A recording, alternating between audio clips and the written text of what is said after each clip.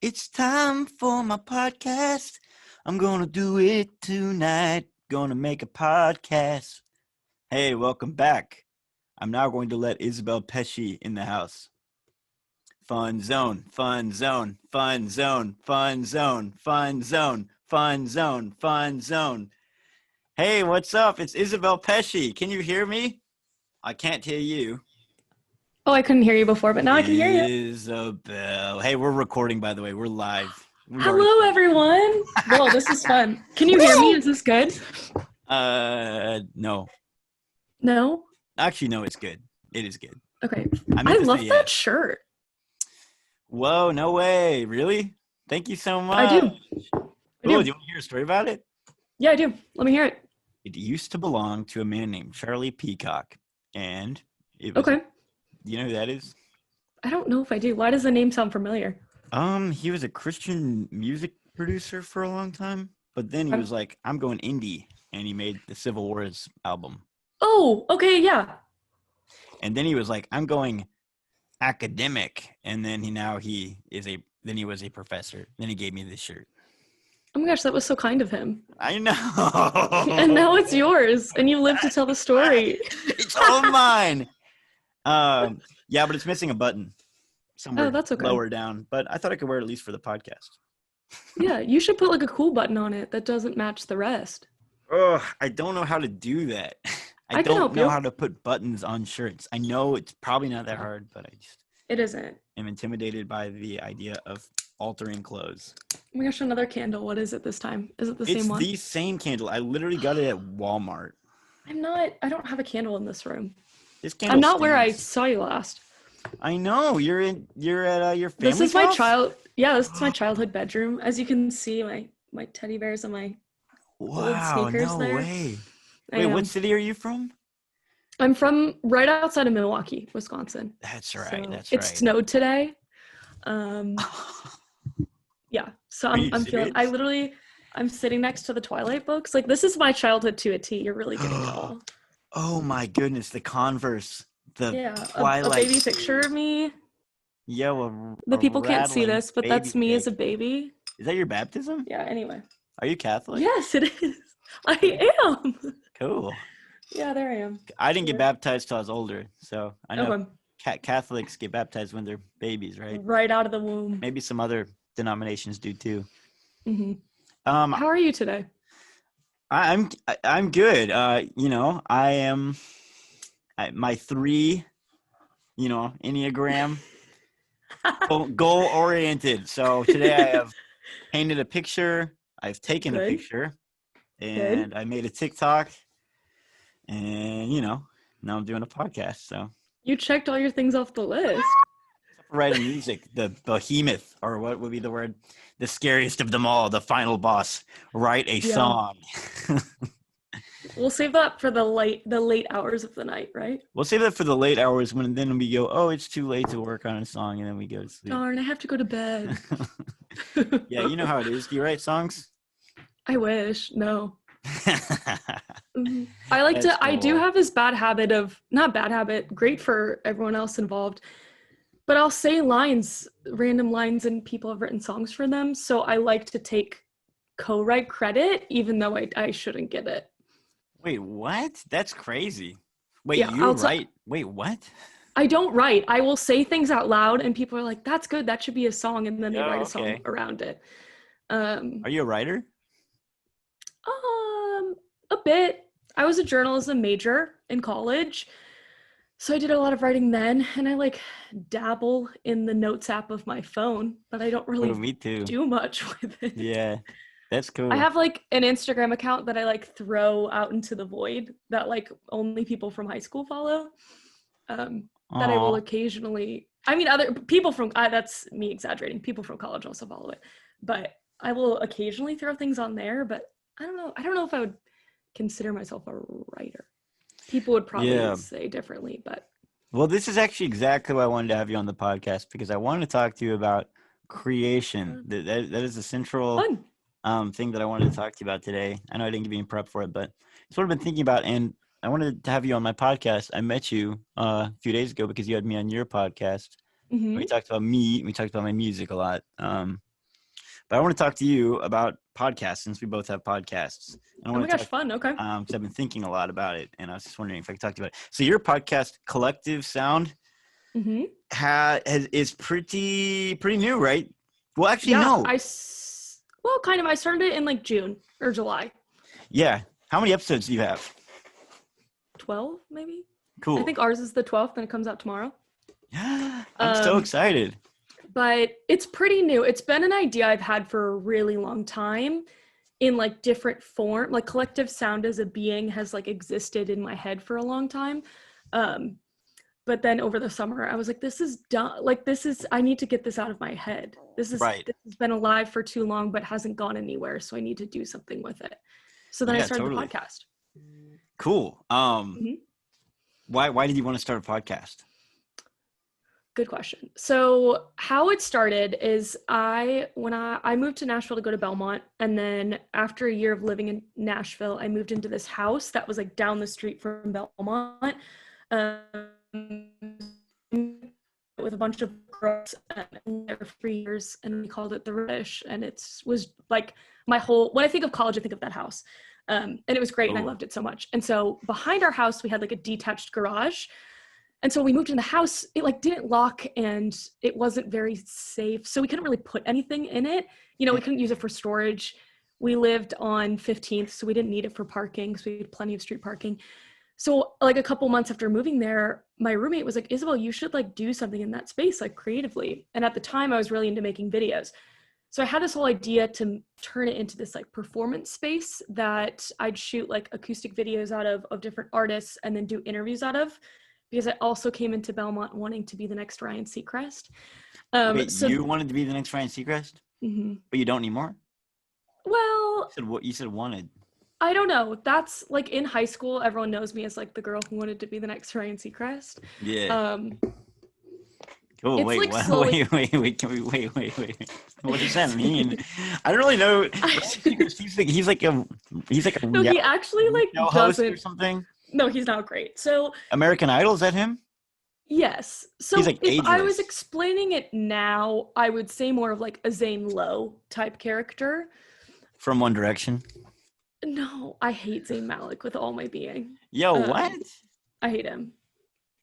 Dang. I'm like one of the biggest One Direction fans you'll ever meet, and Zayn was my favorite, and he abandoned me, and I won't forgive him. What? What did he do to you? Or what did he do to us? He left One Direction. Oh, yeah. Mid-tour. That's no right. apology. And he said, I just don't want to do music anymore.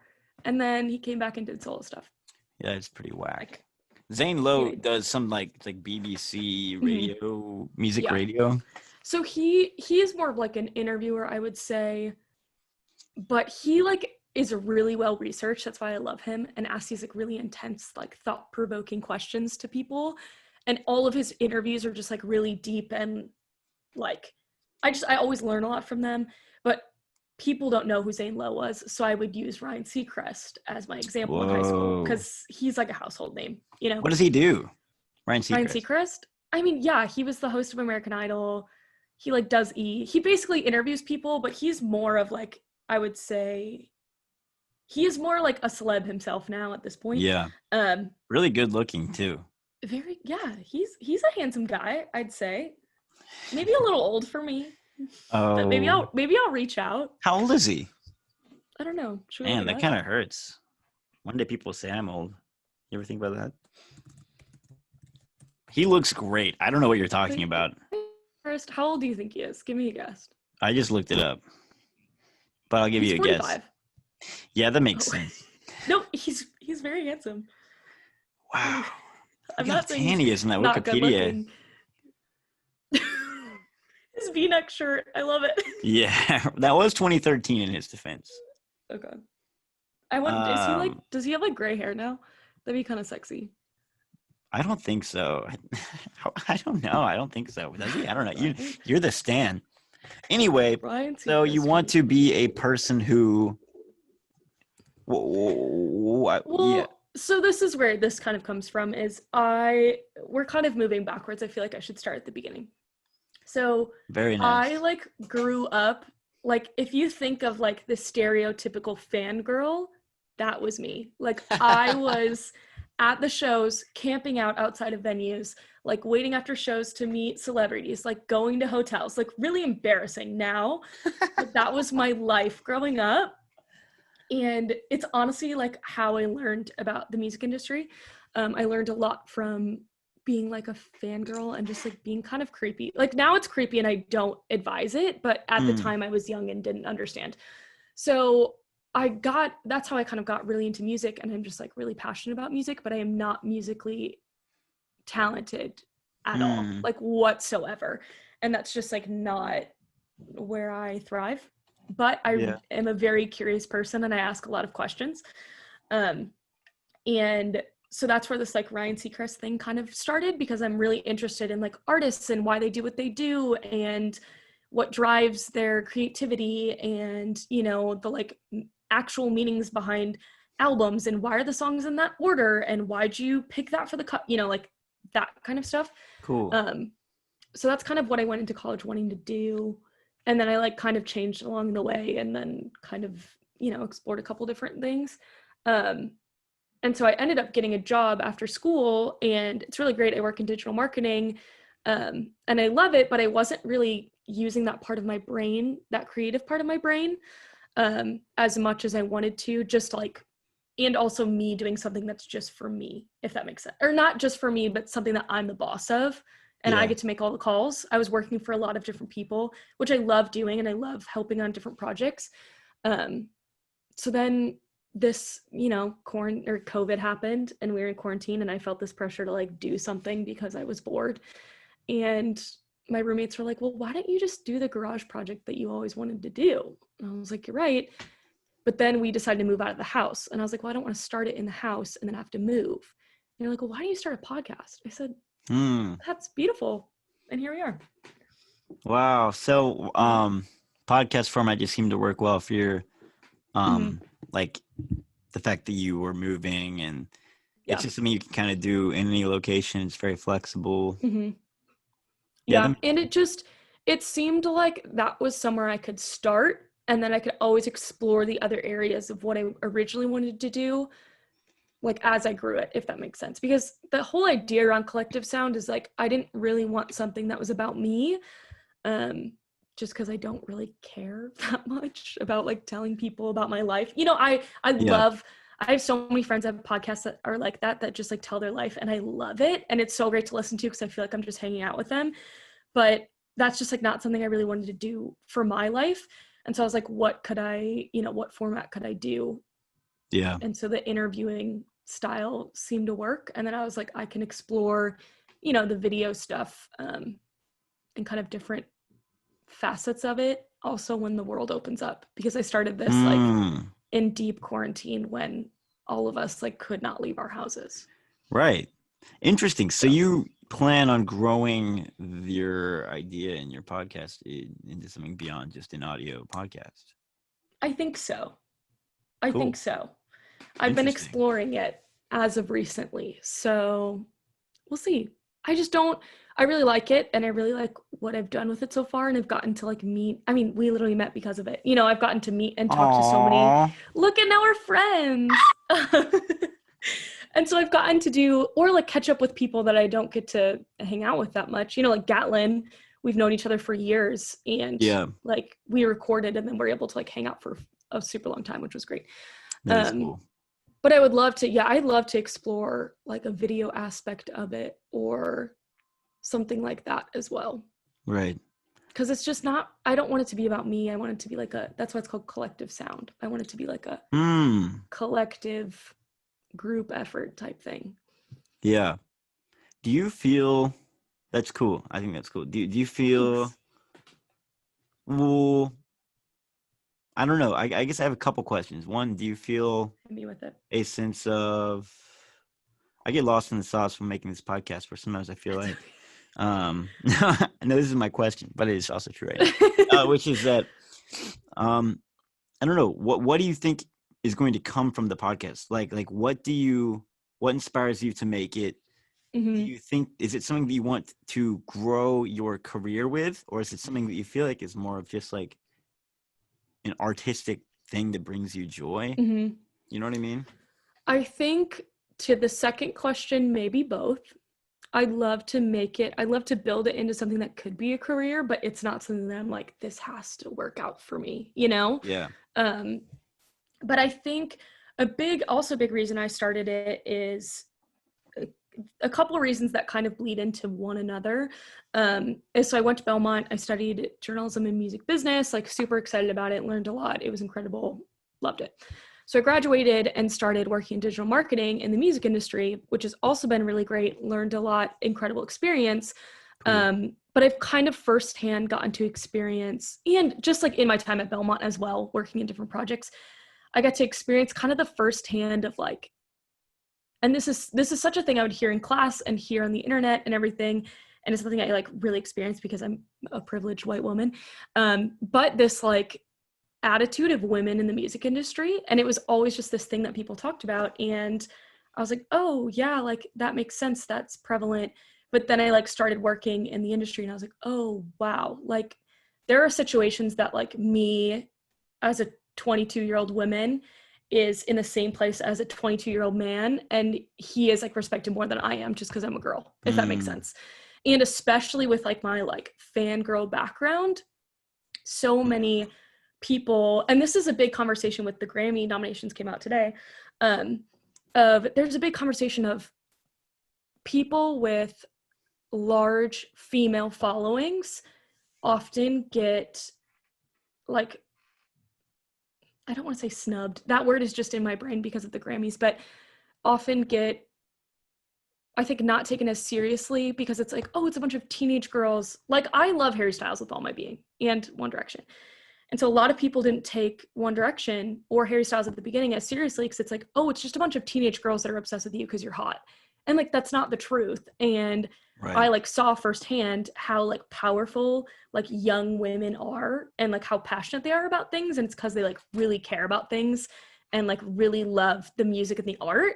And like, you know, yeah, Harry Styles is hot, but like, that's not, you know? So I got to experience a lot of that just kind of through like when I was a big fangirl and going to shows and then like working in the industry. So kind of just that like overall, I wanted to kind of break down that stigma of like being a fan of music. Like I also know a lot of people who are artists that are like, oh, like, yeah, I really love this person, but like I have to be cool. And it's like, why? Or like when you go to shows in Nashville, I feel like it's that thing of like, oh, we all kind of have to like look cool in the crowd. Like, let me stand in the back with my arms crossed.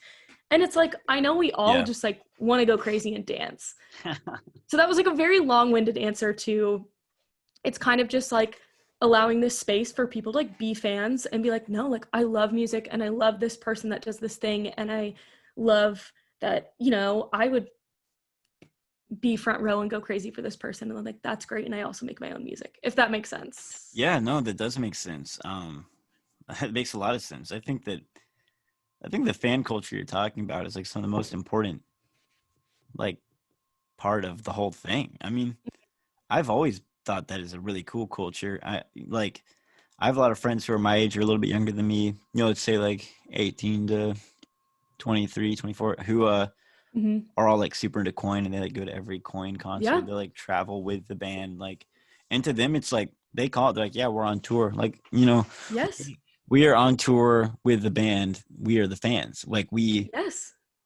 like obviously they have to pay for their gas and tickets, but like they're to them they're just a part of, like, they're supporting the artist and they're part of the movement. Exactly. Because what is an artist? What is an artist? What is a concert without that fan half of it? You know what I mean? Exactly. It's nothing. Totally. Exactly. So Yeah, I totally agree. that's a big thing that I'm very passionate about. And that's a lot where the podcast came from.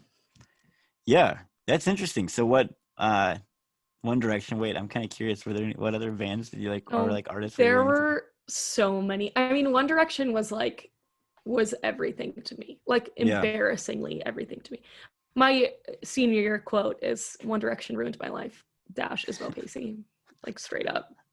I told everyone so bad, I told everyone in high school that if I met Harry Styles, he would be my senior picture. Like it was that bad. What were some other ones though?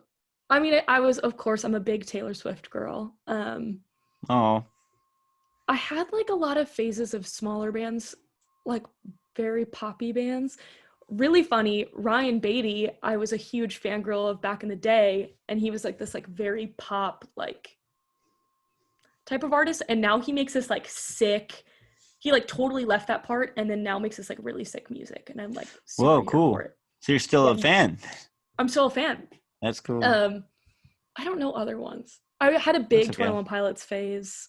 I Yo, slept yeah. on the street for them. Like I camped out for like Whoa. 46 no, I not 2 days, What 36 album? hours. Or what cycle or whatever? This is like end of Vessel, beginning of Blurry Face Cool. Yeah, right when era. they were like about to explode. Yeah.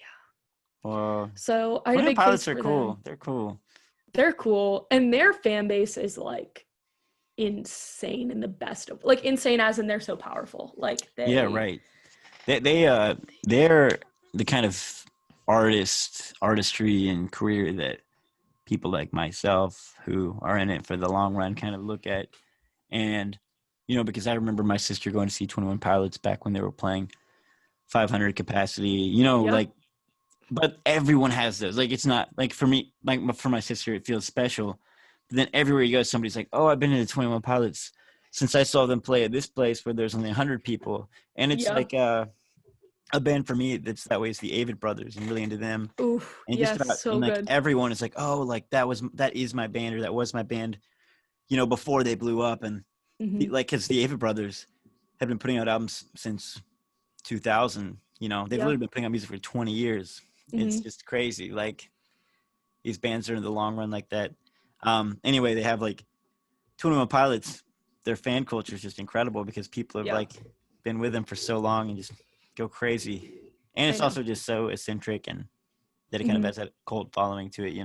100%. And there's something that I think is what I really loved about them, and something they did really well, was just like putting fans first. Like it was such a fan oriented, the way they did everything. And I think that's so important because that's like what it comes back to, is like Yeah. fans. And most of the band, I feel like most of the bands I was like really, really into, or like artists that I really like stand, were really did that thing of putting fans first. Like one of my biggest like fan stories, and I told it on one of my podcast episodes, is I had like a huge John Bellion phase. Like I Oh, cool. loved him. I saw him, I don't know what year it was. It was my sophomore year of college, so like 2 or 3 years ago. I saw him 10 times in like 6 different cities in 1 year, and it was just like the best year of my life. At Whoa. that point, he like knew my face, he knew my name. And so one of the first shows I saw him, I like met him at a radio thing, and then after like had a VIP for his show. So I met him at the radio thing, and at the time I was super into embroidering. So I like embroidered him this shirt and was like joking with him, and I was like, haha, like I made you this because I'm broke and can't buy your merch, like haha, whatever. I don't know. Being some dumb like 18-year-old, like trying to make a joke. And he's like, and I was like, yeah, I'm coming to the show. Like, I'm so excited. He's like, oh, awesome. Like, so you'll be there. I was like, yeah, like I actually have meet and greets. Like, I'll see you before, like, haha. He's like, oh, that's awesome. I'll make sure to hook you up. And I was like, what? And he was like, just, you'll see. I was like, okay. So then a couple hours later, I go to the meet and greet, and I meet him, and he's like, oh my gosh, so good to see you again. I was like, yeah, so good to see you, like whatever, we're chatting. And he's like, I wrote him a note, and he was like, I read the note, like so excited to see you on all these shows. The whole team read it. We're super thankful to like have you, like all this stuff, like was so sweet, and Oh like my goodness. he went so far and like above and beyond. So I'm Wow. walking away from the meet and greet, and he's following me. And I was like, what? Because there's like a bunch of people that are still waiting to meet him. And I was like, what's going on? He's like, come with me. I was like, okay, like what's going on? He takes me to the merch booth, and like their rule for their meet and greet is you can't buy merch until everyone's done with the meet and greet, so you can all have like a fair chance at like sizes and all that stuff, which is great.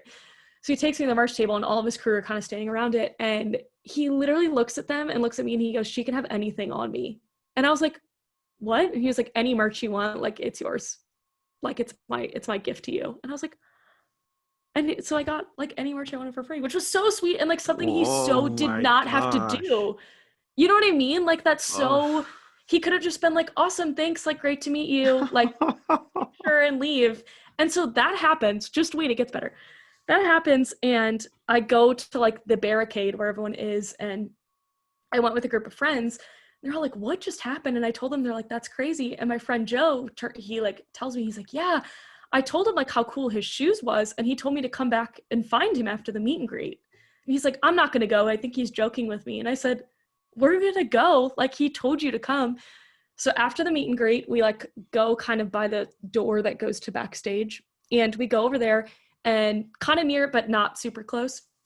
He sees us, waves, walks over, takes off his shoes and gives them to us. And was like, man, I like know you loved my shoes. Like, they're not out to the public yet. So like, have fun. I'm sorry, they're kind of gross. I've worn them all tour. And walked backstage. And we were like, good. And we stood there with like exclusive leather Nikes that were probably worth like so much money. Oh my gosh. Isn't that insane? So that's just like one of my many stories. That'd be one of the best stories I've ever heard. That is so. It was incredible. That is so cool. Isn't that cool? And it's just like that warms my heart. Oh my gosh. And I just really appreciate that. Like he took that. Gosh. I know, isn't that crazy? Dude, that is the craziest story. That is like the sweetest. What? I know. How did he? I know. Why? How does he live that way every day? How does he have this? He just does. What is he? Where's the well? Where does the water come from? How does he live so generously? I know. Well, his like artistry come up is super interesting. I don't know if you know a lot about him. No, I don't know anything about him. Okay. I thought he was like a Christian artist or something, but then I realized that it's not true, I don't think. No, he like has a Christian worship music background. He has a huge writer catalog. I don't know if he's written any Christian. Yeah, he wrote did he write Holy? Yes, he did. He wrote on that. Mm-hmm. Cool. Yes. So his big break was Monster. He wrote Monster by Rihanna. Oh, wow. And so that was his like big break, won a Grammy for it, whatever. Oh, but he was making music, and all these labels, like, you know, he kind of like 21 Pilots, he was building this very organic upbringing. And like, obviously don't quote me on any of this. This is just like me retelling the story. I mean, so I'm not Wikipedia. Aren't you being quoted on this? Like, I am. This is kind of scary. I forgot that this is being recorded and will be publicly published. Anyway. Forever. So he kind of started to build an organic fan base, and these labels were coming to him and were like, oh, we want to sign you, like whatever. And he told them, he ended up signing with, I think he's under Warner, I think, maybe Atlantic, I don't remember. They're the same, but anyway. He told them, I will sign to you, but I will not publicly acknowledge that I'm under you, and I want to put my first 3 albums out for completely free. I want them to be free. I do not want any of my fans to have to pay for it, because like they're here, like they, I don't know, they like put, I don't know what his whole thing is about it, but it's like they pour themselves into me, and so I want to be able to give that to them before telling them you can't listen to my stuff unless you pay like $12. So he put the first 3 albums out totally for free, and then his first like big one that kind of broke him in the like industry was The Human Condition, and that was the first album that was like monetized and that like was actually out for purchase. Whoa. Yeah, that's incredible. He's just, I love him. He's really great. That sounds like he's a very, very formative like part of your musical experience. It kind of is. Relationship. I think he was the first artist that I loved once I kind of started to learn the industry. Like a lot of the ones I loved before was like One Direction and, you know, Taylor Swift, which is like, I feel like any 22-year-old girl you talk to loved both of those people. Yeah. And they were like very formative in my like learning what music is. And I'm a lyrically driven person. Like that's what I love about music. So I feel like they were very that for me. But John was where I kind of started learning about the industry and like how he kind of worked things, which was super interesting. So he's great. Anyway. That is interesting. That's cool. So what do you do for work right now? I do digital marketing at a record label. Oh, really? I didn't know that. Mm-hmm. I didn't know you worked in the music industry. I do. What label? I work for Universal. Cool. So and you do digital marketing? Mm-hmm. Interesting. Okay, cool. Wow. Yeah. That's awesome. Yeah. So it's really fun. I kind of like fell into it. Yo, that's sick. Working at a label. What can I say? So you're in the really industry, interesting. man. I Yeah, am. cool. I mean, you mentioned that earlier. We were talking about with the podcast feeling like being a piece of the industry. I know that your podcast specifically interviews musicians, right? So I was wondering, okay, cool, wow. So that's your gig too, and was moving to Nashville like an intentional piece of that? What did you study at Belmont? Yes, Vanderbilt. Yeah, Belmont. Belmont. So I think I was super interested in music. I really wanted to like go into that music entertainment kind of world, and I stumbled across Belmont, visited it, fell in love. So I went starting with just journalism and wanted to kind of do that Ryan Seacrest route. But then once I was at Belmont, which is crazy, that's so embarrassing. I can't believe like that's my internship that led to me getting this job. On my cover letter, I wrote that I wanted to be the next Ryan Seacrest, and that's how I got the internship. So You mean this guy? we kind of look like. Yeah, I kind of see it. I was kind of like, whoa, okay, that's cool. You know, he could be like your older brother.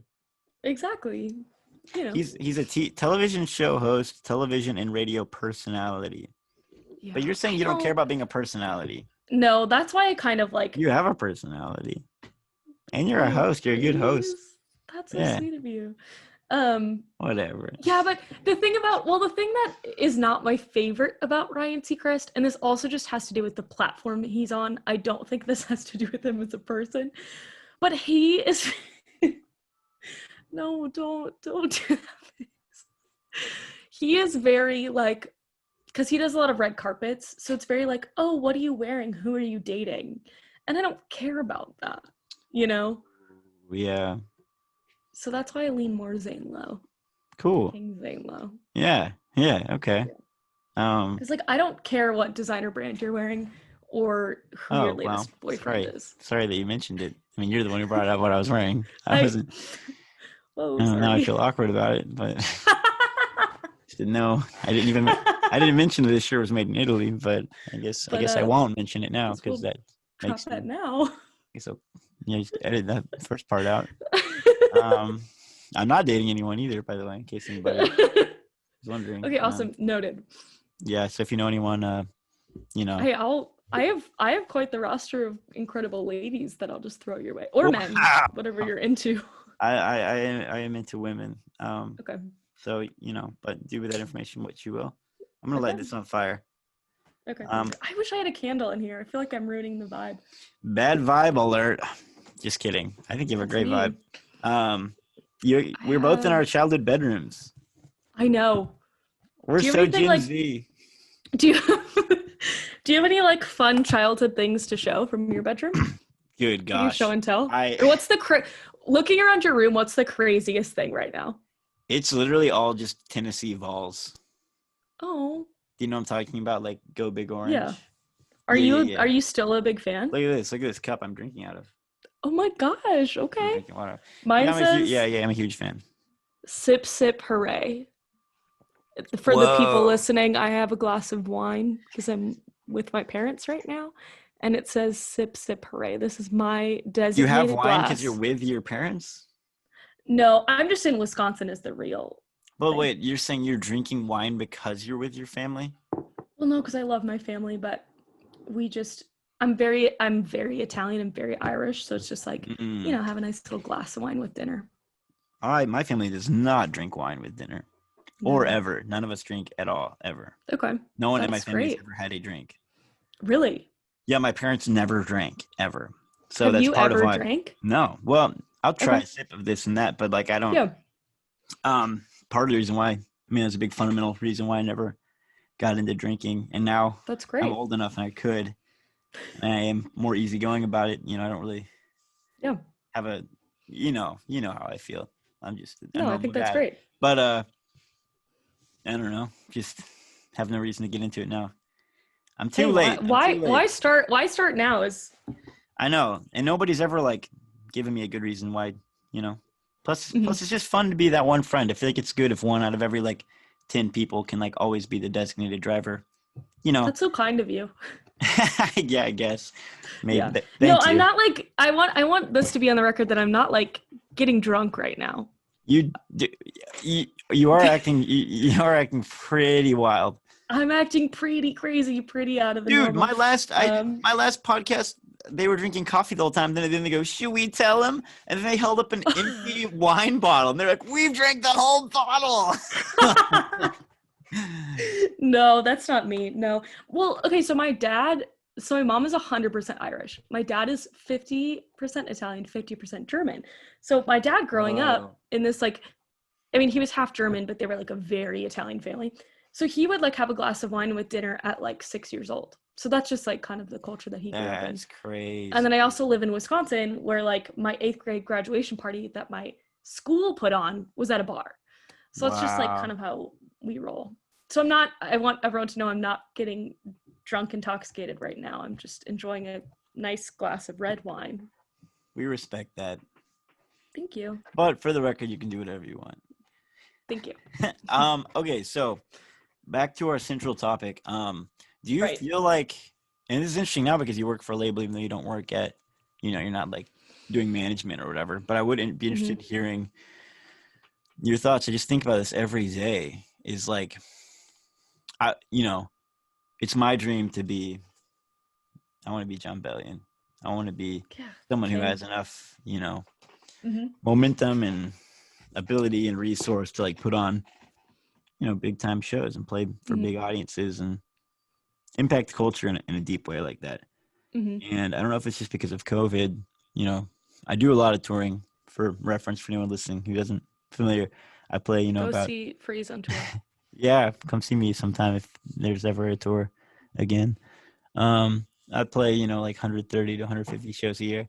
And so this year's just felt crazy. And I'm making as much art as I can. Like I'm writing music and I'm making TikToks and I'm like, which I for real consider a part of my day. You know what I mean? As you should, yeah. As an artist and painting and doing photography and songwriting, whatever, making a podcast. And but I can't help sometimes but feel like I'm just shouting into the void. Like I can't help. Like there's the floodgates are open. Like in our lifetime, like for people our age, we've seen like the industry shift and we've seen a lot of gatekeepers go away. Like anyone can upload music now. Anyone can make art. Anyone can do anything, which is obviously great. I'm not saying it's not great, but sometimes I get overwhelmed by the fact that there is so much, and I feel confused about how it's still possible to have a career as an artist at all without just like a label giving you a bunch of money to throw into your album. So valid. I think that's a hard thing for me, like as an individual, is that I have a very strange relationship with social media of like, I work in it and that's like part of my job as working in digital marketing. Yeah. But like, I also just feel, I'm just screaming into this void of things that like do not matter. Or do they? Like, I don't know, Right. So I think that's a big thing that I struggle with individually. And I know a lot of my artists struggle with as well. And I think it's just like, obviously, as an artist under a label or an artist anywhere, like you're going to want to take advantage of all those platforms and opportunities because that's in some cases like TikTok, that's a free space for you to be putting yourself out there. Right. And that's like basically free advertising, And so why not? But it can be really overwhelming because it's like, how am I supposed to, be posting on Instagram consistently and also Twitter and Facebook and YouTube and TikTok and, now Twitter has stories and all this stuff. And now, Instagram has Reels, which is their version of TikTok and, all this stuff. Yeah, totally. So overwhelming, but I think in my experience and what I've seen done well is, and I bet, I think anyone could probably, notice this, but it is really easy for fans to notice what is forced and what is authentic, So I think in my opinion, I rather an artist that I like or an artist I'm working with, I rather them really focus on like Instagram and TikTok. And they're like, I'm really going to work on putting super authentic content on these two things and really push it. And like, this is what I'm passionate about. I'd rather have that than like people spread themselves so thin that they're like kind of half-ass posting on 1,000 things, you know? Right. Yeah. I mean, that definitely makes sense. And And I feel like, interesting. go ahead.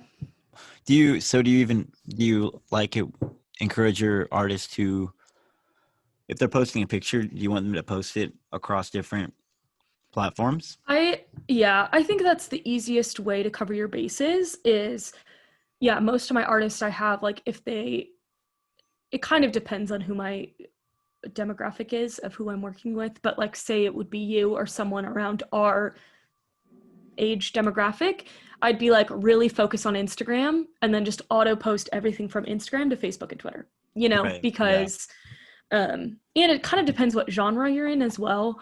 Of like, you know, I was talking to Nathaniel about this a couple weeks ago too, of just, I have a couple artists that are older and their demographics really on Facebook. So it's like, okay, we're gonna do Mm, certain things on Facebook.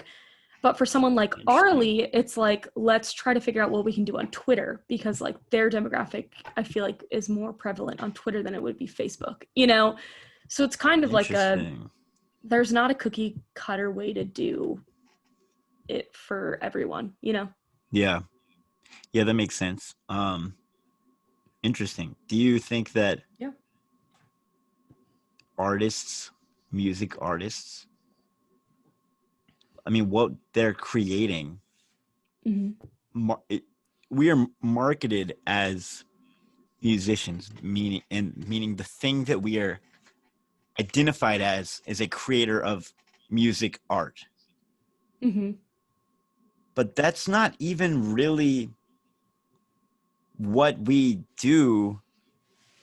I mean, I guess it is, but and it changes for every artist, but like who's there's just so many different things you can do and so many different Mm-hmm. ways you can build a career, and there's so many different focuses you can have, Yeah. like whether it is like live performance like me or like Mm-hmm. someone like Nathaniel who's puts on an amazing show, but you know the attention and detail he puts into it making his record is 1,000%. something I've never witnessed anybody else. Or, you know, or someone who just makes TikToks. Like then I see these artists. Like I have friends who are so good at making TikToks.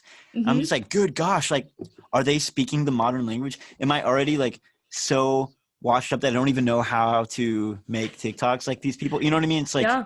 crazy. Like I know that artistry is about adapting and it's about speaking the current language, and I understand that I'll always have to do that my whole life. I just get afraid. What if I'm already slipping? You know what I mean? 1,000%. It's And intimidating.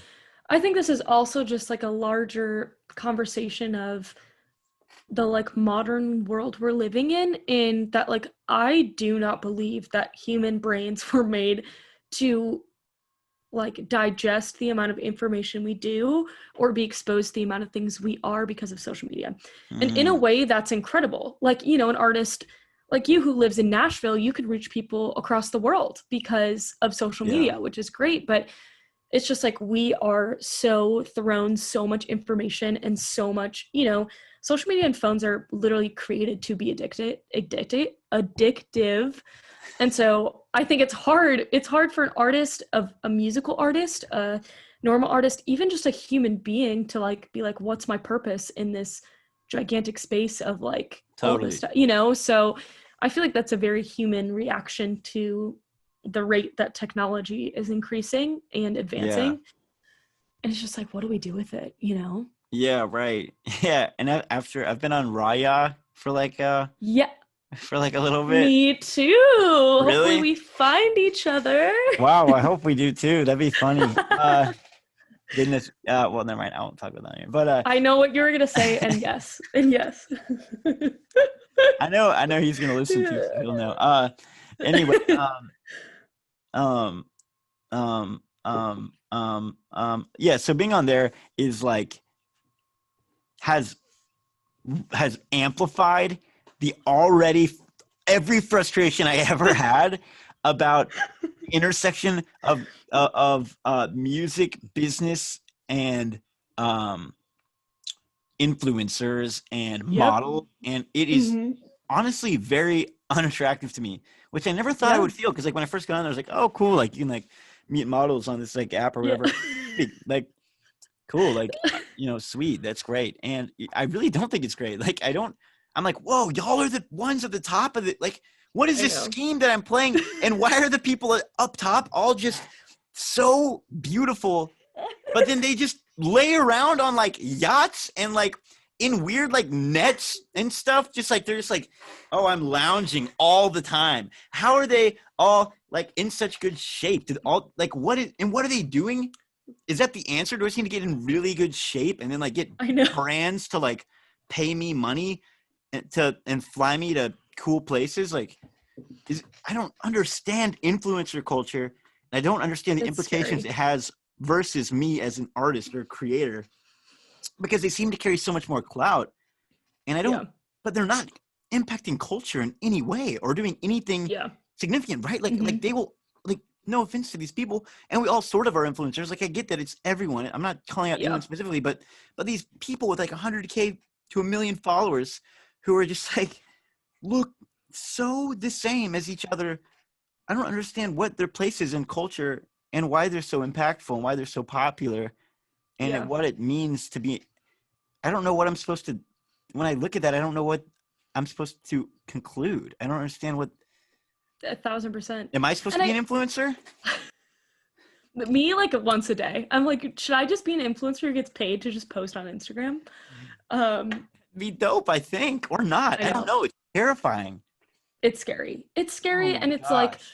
a lot of it I'm curious of how much of this is these like still beauty and societal standards that like we're still subconsciously reaching for, and like are these influencers just the epitome of that, so we just like follow them and follow their perfect little lives because that's just like what we wish we had, Yeah, which is not really what I wish I had, because right. I like know people who do that and it like honestly seems kind of miserable, but on the phone it kind of seems perfect. It's like, oh, you're on a yacht, like great. Oh, you're like Right. doing this thing for free and getting to travel around, like, pre-COVID, like that's great. But Or I during know it's COVID. just well, scary. I don't um I don't think influencers are stopping their travel. no, they said bring in the bucks. No, but it makes me nervous, and I am really thankful that I grew up at the time of the internet that I did. Like, we were at the point where like, Instagram was like slowly, I didn't get a Facebook till I like got in high school. I like didn't get an Instagram till like halfway through high school, that kind of stuff. And it was really great for me Wow. for like my Yeah. fan experience, but I cannot imagine being like in like 8th grade right now and like having to put on this image for like Instagram and TikTok that I didn't even have to think of as Yeah. a 13-year-old, Right. Right. So It's like makes me absolutely terrifying. nervous. Yeah. Yeah, I totally agree. Well, the interesting thing Same. is, it seems, and this is just my take on it. I would be Hmm. interested to hear yours. It seems as though artistry and even like develop like progression, I don't even know if it's artistry, but the way that we progress, and maybe this is intentional, like capitalist intentional thing to lure us, but like it seems like we do things and then the like that culture like creeps in, like because what you're talking Hmm. about, like when we had Instagram in high school, there was no, you couldn't shop on there, you couldn't, there was no real Yeah. influencer hierarchy, your friends weren't selling products, like it was just No, like we were it just, was like sharing silly things that you did during the day, or like, oh, here's like a cute picture of me. yeah. I started on Instagram just being like, haha, I look cute in this picture. Like, oh, these are my friends. And now I'm like, oh my God, is this gonna look good on my feed? Yeah, totally, totally. My friend, like, is this a good time to post on Instagram? Like, those are thoughts that go through my head that I don't want to go through my head, but I can't help it, Yeah, you right. know? Totally. Totally. It is interesting. Like, and like, that's the thing. Like, was that always the plan? Was that always the rollout? Mm-hmm. Probably. Like, Mark Zuckerberg probably knew that 10 years ago. Like, oh, we'll eventually implement all these things. You know what I Mm-hmm. mean? Yeah. But I don't know. Yeah, it definitely can feel a little bit like this rat race. And I don't know what it's hard when it's hard. It's a little bit different, but it's hard when the milestones are changing. Everything I wanted to Yeah. do as an artist Hmm. has nothing to do with what I'm doing as an artist. Like Yeah. my idea of being a successful artist when I was growing up would be playing really big concerts, which I still think is possible. Once the world gets back together. But it was also things like being on a late night TV show. That still Yeah. would be dope, but people don't even watch late night anymore. I I know. wanted to win a Hmm. Grammy, but then like I don't even know if that matters anymore. Like all these things don't Yeah. matter because they're just gatekeepers and like the goalposts are changing. And it's Yeah. like it's frustrating because sometimes I'm like, as a goal-oriented person who wants to succeed, wants to Exactly. impact culture, I no longer know what my end goal is. And I get that Hmm. there's no end goal. It's life and you live it and you just try to like make the most of it. But Hmm. I just I get so confused. I don't know how I got where I am, like I don't know how it got here. It's just Yeah. I didn't know how I Yeah. got to where I needed to post on my Instagram story every day. And I enjoy it too. Like I post goofy stuff and Oh it's fun yeah. interacting with people and it's not all bad. But it is No. kind of weird. It's And just there are like definitely advantages of social media. Like I've met so many people because of it and yeah. gotten opportunities that I couldn't get because of it. And like that definitely is important. But yeah, it's weird. And I feel like also and I don't know, this might, but I like can't speak at this point. I'm just rolling my words into I worked a full day Too today. much So this is just wine. no, I am not. I'm just sitting in so many Zoom meetings today. Um, Oh, sorry. and yeah, gosh, freeze. Way to just add another one. Way I'm to make kidding. your late night, your entertainment, your No. No, more this was great. I Zooms. was looking forward to this today. Cool. Um, Me too.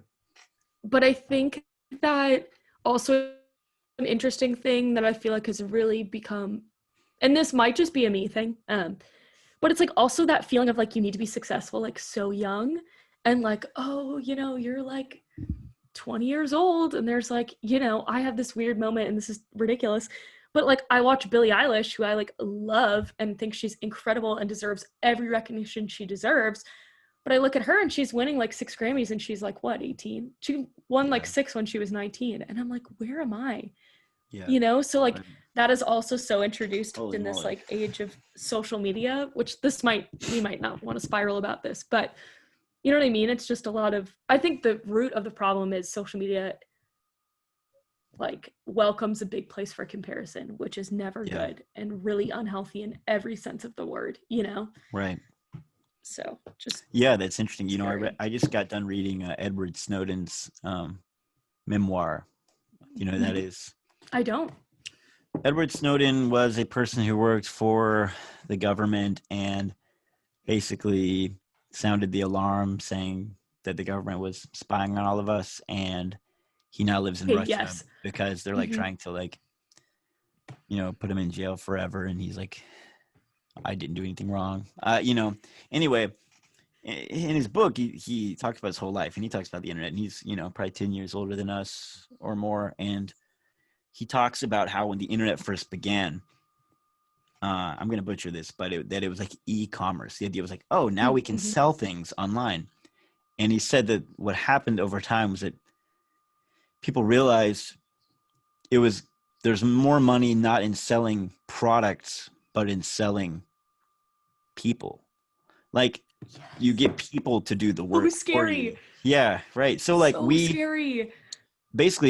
we all create content for free, and then there's ads, or we promote our own content, and like so we also make ads. And so in turn the internet has switched from being a place to purchase things or to do things, or communicate, to where it's like we communicate and also sell ourselves, like Mhm. which is what we do. I mean, that's what is Yeah. influencers, to That's sell also like being yourself. human. Yeah. Yeah, and not sell yourself, that's a weird phrase, but you're selling your Your image, your brand. brand. Yeah, your Yeah, image. exactly. Yeah. Like we all get that. Like that's what you do. Like that's the Mhm. work that you're involved in.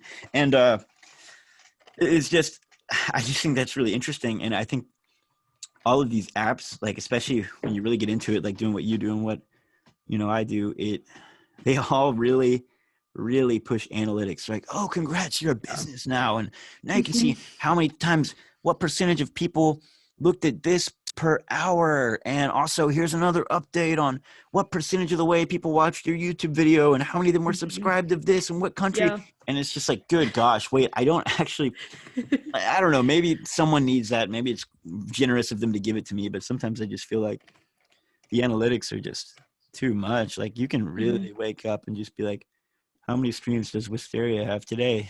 You know, Yeah. how many listeners do I have? How many followers do I have? How many followers does my friend with the blue check mark have? Oh, more than me. Yeah. How do No, I do? exactly. How do I get a blue check mark? Oh, you have to be signed to a label, basically. Cool. Just crazy. It Yeah, like it just and sucks. like the payola, like the whole like rat race just like creeps back in. Like, you know, like a blue check mark is the same. That's just the same bull. I Like the know. labels It really always doesn't had. give you that much. It And gives you honestly, clout. it does give you clout. And after the Zoom call, I can actually tell you how to get one because I'll give you some advice on how you can. Because you don't need a label to get Thank you one. so much. You're welcome. Maybe you don't, but there's You don't, definitely but it helps.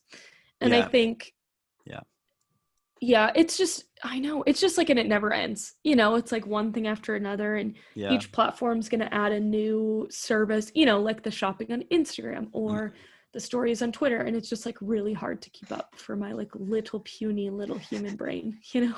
Yeah. What do you think's gonna happen? Like, where do you think we're obviously going in a direction, but at some point it's all the blocks like we're gonna get too high. It's gonna and then the wind's gonna blow and it's all gonna crumble, right? Like, and Yeah. I'm not talking like apocalyptic, but like there's gonna be some sort of like, you know, kind of what Mac DeMarco is to like indie music, where he's kind of just like, nah, like I know we're in the digital age, but I'm just gonna record my music to tape, and there's gonna be a lot of mistakes. People are like, wow, we actually like that. Yeah. Like, I'm curious about how influencer culture is going to get undermined because I know it's coming, and I don't just say that because I'm spiteful. Like, I'm No, it's talking just, about everyone, but it's like, you know, that yeah. like what I'm saying is like that doesn't impact culture, I don't think, and I think that there's going to be something that demolishes it, and I just don't know what it is.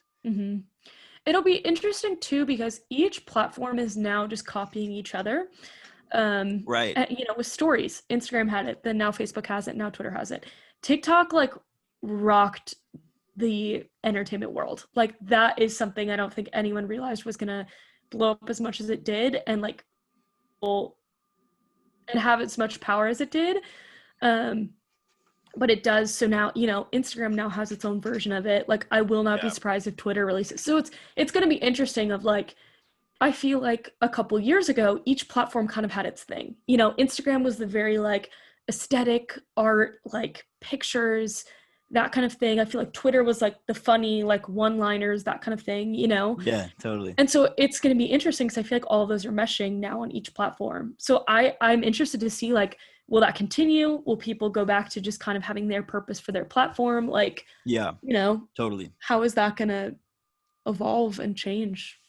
Yeah, right. It definitely seems like a lot of the narrative is Mark Zuckerberg's team like stealing from the little guys. I mean, since Facebook now owns Instagram, like seeing what they've done to like, yeah, just like the TikTok one is just the next example of them just doing, you know, they did it to Snapchat, they'll do it to anyone. They just Exactly. they viciously like even freaking boomerangs. Like that was I know. me and my friends all had, I can't even remember what it's called. We had an app that did that. Exactly. And then we just were like, well, delete it. And I can pretty much delete Visco now too because Instagram's in editing, photo editing, in-app photo editing is so good.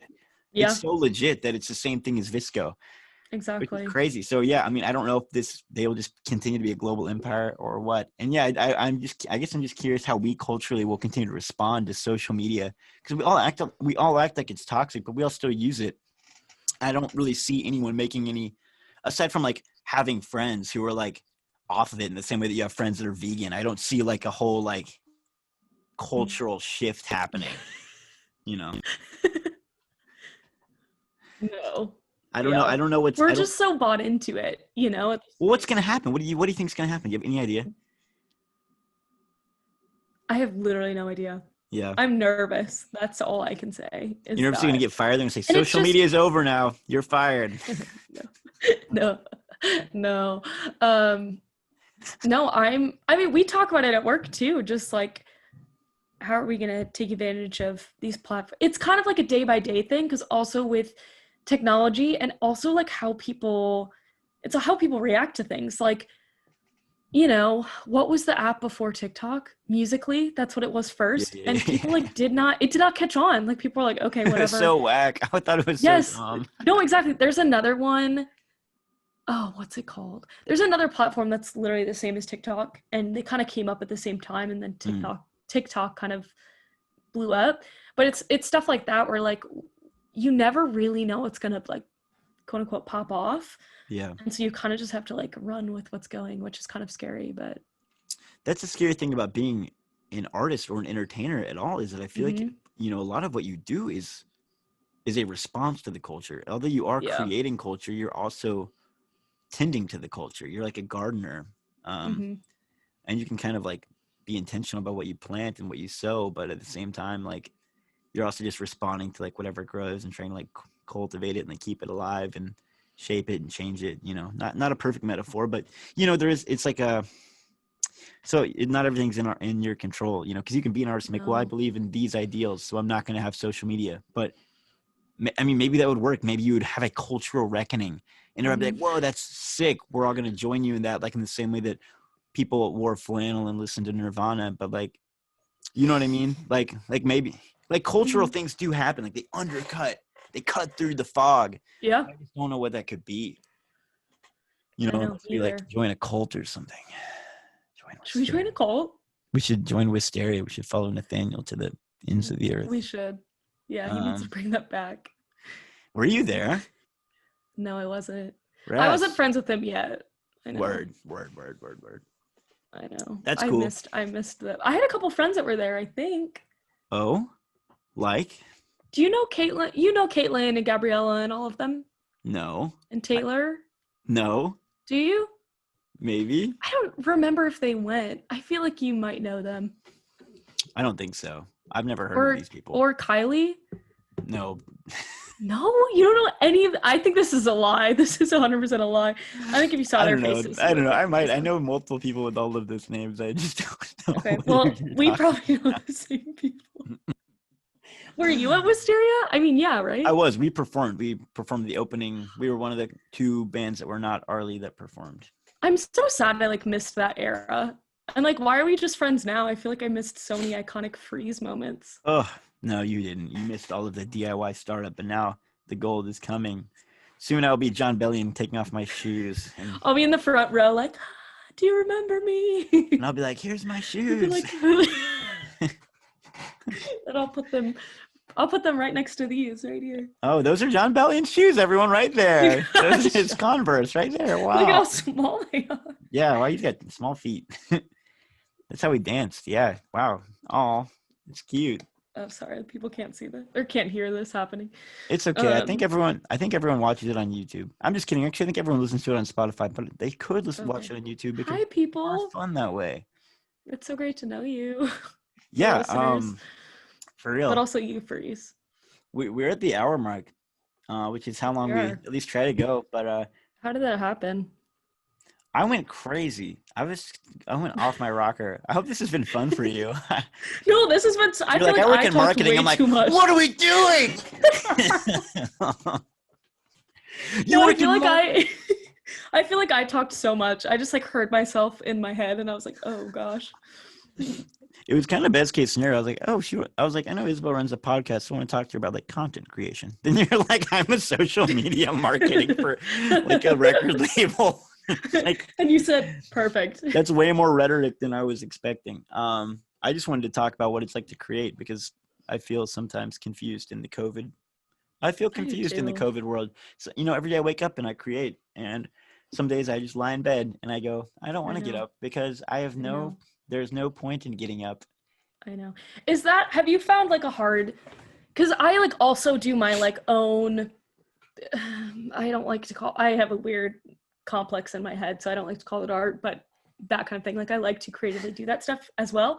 But I've had a really hard time in COVID, and there are like things that, like for example, every year I make a video for my birthday, And so that's coming up in January. And every year I like one up myself and I do something crazier than I did the year before. And I have it started by now, and I just like can't even imagine starting it. Like that just hurts my brain. So I can't even imagine like you creating every day. Is that hard for you? When I first started this podcast, I was talking to a lot of songwriters, and I was asking them how much they were writing, because I wasn't writing very much at all. And they all, literally every single one, told me they weren't writing. They're like, I can't write. And, you know, now that things have gone longer, like, I don't know, there's been different waves. And, you know, like right now I have gone through some where I've been able to create music. And like right now I'm creating a lot of, got all this art, like I've been making paintings. So, you know, I paint every day, but I don't know. The painting is fun. I think I'll just say this. It is really hard to create, especially music, because I don't quite see the purpose as much. Like I feel confused about it, but I'm trying to find ways to not feel that way. And having I have this nordistafreeze.art Instagram account, and I post every single day, and it's just been really fun for me. And I don't even have a ton of a big following on it, but it's just like, I found a way to have a healthy relationship with my art and the output of that art and the release of that art. And that's been working really well for me. Like I know it'll change again, and I'll probably go through more phases, but I am actually feeling pretty healthy right now. Good. Yeah. I'm happy to hear. But it's been hard. It's been the hardest year of my entire life. Like hands down. Good gosh. But yeah. What's behind you? What's in that? What's behind your? There's like an orange shirt. Oh, Harley Davidson. Oh my gosh. Yeah. I told you I was a big fan of my podcast. Yeah. That's sick. Okay, cool. I saw that Tennessee orange. My eyes pricked up. And you said it's calling me. Anyway, cool. I guess we should call it. Okay, I guess we could probably talk for hours. We've had a really dynamic conversation. I feel like we could get going again, but this is a good stopping place. Thanks for having me. This was so fun. It's been really fun for me too. Thank you for letting me be on your podcast, which comes out tomorrow, and I will put out this episode the next day. Is the plan. So. Fun. Okay, great. Let's get him going. Yeah, right. This can be great. I look forward to meeting you when you get back in town. I hope you have a nice Thanksgiving with your family, and enjoy the colder weather, because I've always kind of been envious of that. And I'll send you a snow pic once it gets really crazy. Yeah, please do, for real. I will. And thanks for being my friend. And I'd like to end on this one question, which is I'm curious if there's anybody else that you think I should interview. 2 or 3 people that you're thinking of. Have you had Nathaniel on yet? No, he was my first. He was number one that I wrote down. You need to have him. I wanted to build up a little cloud before pitching it to him, but I know he's down. Like he's always like, "Yep, I'll come anytime." I don't know why I feel that way. Do it. We'll have him. Okay. Who else? We know a lot of the same people, but I also feel like we don't. So let me just try to think of some that you might not know. Fine. Oh, this is hard. You're really putting me on the spot here. You had Gatlin. You're friends with her. So Gatlin, baby. Gatlin, Illy. You follow her Finsta? I don't know if I do. Actually, maybe I do. I haven't checked it in a while. I had a Finsta for a while that I don't use anymore. And I follow most people's Finsta on that. And so now I just don't keep up with them. That's cool. Well, Annie DeRusso? I just had her on recently. She's great. Oh, no, I don't know her. Oh, you need to know her. She's so cool. Annie DeRusso, queen. She's so cool. She will have a lot to say about TikTok. Her TikToks have kind of been popping off recently. Wow, okay. Very unexpectedly. I mean, she's very talented. So you should have Annie on. Sweet. And then someone crazy, you should have Ryan Seacrest on. That's my last one. Have you seen Podcast But Outside? No. It's my favorite podcast. They've made 80 episodes now, so they've got a long catalog. But it's these guys in LA, and they do a podcast on the street, and they want to meet John Hamm. So maybe I need an idol. I need somebody to be. Well, it's like how I want Justin Long on mine. We all need one. Justin Long. Wait, that's so true. You have the same thing. That's so funny. Yeah, I do. They want John Hamm. I think mine would be. Yes, you need to come up with one. I don't know who my guy would be. Who my person would be. maybe like I don't know. I have so many musician people that I like. It'd be like Brian Wilson, but I don't know if he would ever do it. I think he'll die like before he would ever come on my podcast. Like his interviews. That's true. His interviews are like genuinely. He just is like so. A lot of times he just does not seem like he wants to be there, which is fine. Like he's Okay. a really honest dude. I'll have to think about it a little bit longer. Could be a But fun challenge. could be a fun challenge. Could be a fun challenge. I honestly don't think that far ahead because I just think about the day to day. I have little goals. But me I and know. Nathaniel were talking about that, and he's like, "You need to make bigger goals. You need to make like a 5-year I goal." know. And I think my Oh, fear is that he I can't told me the reckon with that. same thing. Really? And I can't do that either. So we can work on that together. I would love to. For real. Like I think that would be healthy. I think I'm just afraid of failure, and so for me, I'm just like, oh, I just want to make it to here. Yeah. I'm And normally like, I I'm do. gonna really like undershoot what I could probably do because I Yeah. know I'll do that. So then I Yes. won't hate myself. Totally. Totally. Okay, well we'll work on that. Maybe we can like virtually hang out and not record it like we have Yeah. been. Well, what? Or we could just record it and do another episode. We our whole each other's podcast is just us, just one after another. I was kind of like Just that. guessing on We each just other's. never meet. Never meet in person. Yeah, I'm down. All right, let's plan on that.